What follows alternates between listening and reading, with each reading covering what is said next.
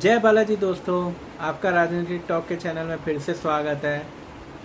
तो आज का हमारा टॉपिक है RTI means right to information, सूचना का अधिकार।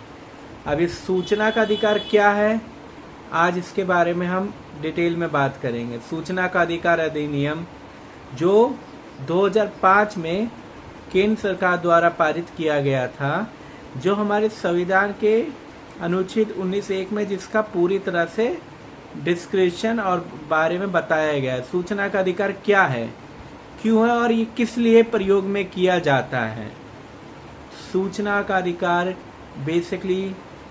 बेसिकली हमें किसी के प्रति किसी चीज़ की सूचना लेनी हो, जैसे हमें किसी स्कूल के भत्ते में कितना खर्चा हुआ, या किसी राशन की दुकान में कितना राशन आया गया, या सरकार के द्वारा जो नीतियाँ पास हुई है, जो भत्ते हैं चाहे कोई भी कितना दिया गया, ये सब हमें सूचना के अधिकार के द्वारा प्राप्त किया जा सकता है। मतलब हमें सरकारी विभागों में अगर हमें इस चीज़ के बारे में जानकारी चाहिए तो यह हमें सूचना का अधिकार के अधिनियम द्वारा मिल सकती है। सन 2005 में सूचना का अधिकार पास किया गया था। इसका मुख्य उद्देश्य यही था कि लोगों को सरकारी विभाग द्वारा जो कार्य हो रहे हैं उसके बारे में पता लगे सके। सूचना के अधिकार के अधिनियम के तहत हम स्कूल, कॉलेजें, हॉस्पिटल, सरकारी विभाग के जितने भी कार्य हैं या जितने भी भत्ते या बिल है उसके बारे में हम जानकारी ले सकते हैं। अगर इसके कुछ उदाहरण हम दें, जैसे किसी स्कूल को बनने में सरकारी स्कूल में कितना खर्चा हुआ, अगर हमें इसके बारे में जानकारी चाहिए तो हम इस अधिनियम का प्रयोग कर सकते हैं। या किसी नेता ने ही यहाँ एक सड़क बनाई और हमें ये जाननी है कि सड़क में कितना खर्चा आया, तो ये सूचना के अधिनियम के तहत हमको ये चीज़ पता लग सकती है। बस सिंपल हमें इसके लिए कोर्ट में जाना पड़ेगा, या ऑनलाइन इसके लिए फॉर्म भी होता है, इसे डाउनलोड करेंगे और मात्र 10 रुपये की स्टैम्प के पेपर के साथ हम ये चीज़ कर सकते हैं। जो निर्धनता रेखा से नीचे है उनके लिए ये भी चीज़ माफ़ हो जाएगी। सरकार द्वारा 30 से 45 दिनों तक इसका जवाब आना ही आना है आपके घर पे डाक द्वारा। तो सूचना का अधिकार हमारे लिए बहुत महत्वपूर्ण अधिकार है। तो दोस्तों, इस अधिकार के तहत हमें इसका प्रयोग करना चाहिए।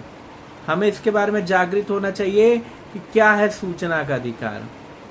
आरटीआई सरकार का द्वारा बहुत महत्वपूर्ण कदम है, पर हमारे काफ़ी लोगों को ये राइट टू इन्फॉर्मेशन के बारे में पता नहीं है।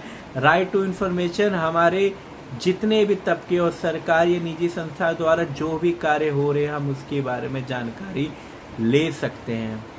अगर हमें कॉलेज के थ्रू कुछ लगे कि ये कॉलेज हमारे विद्यालय में ये चीज़ के बारे में हमें जानकारी चाहिए, या बेसिकली हमें रिज़ल्ट की ही कुछ रिज़ल्ट या पेपर के भी कुछ जानकारी चाहिए, तो हम उसमें अपना आरटीआई डाल सकते हैं।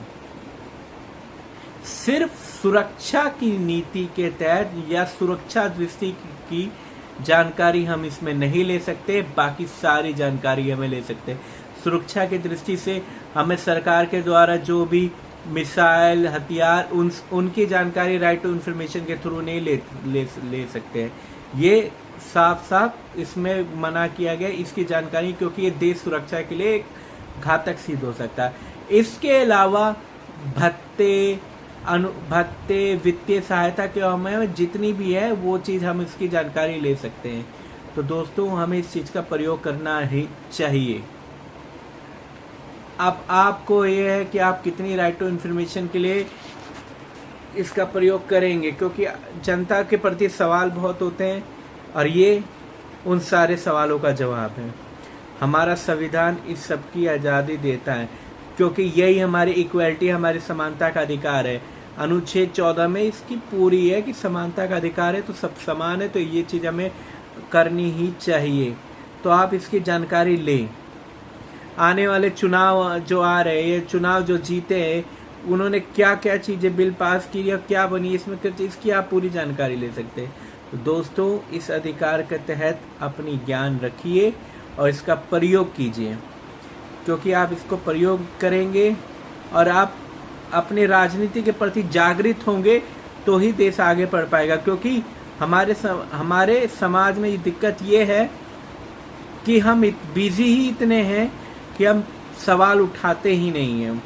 फिर ये कहते हैं सरकार नहीं करती है। अब आपको एक बार बताए, चुनावी घोषणा पत्र क्या होता है? चुनावी घोषणा पत्र, हर बार हर सरकार एक घोषणा पत्र तैयार करती है।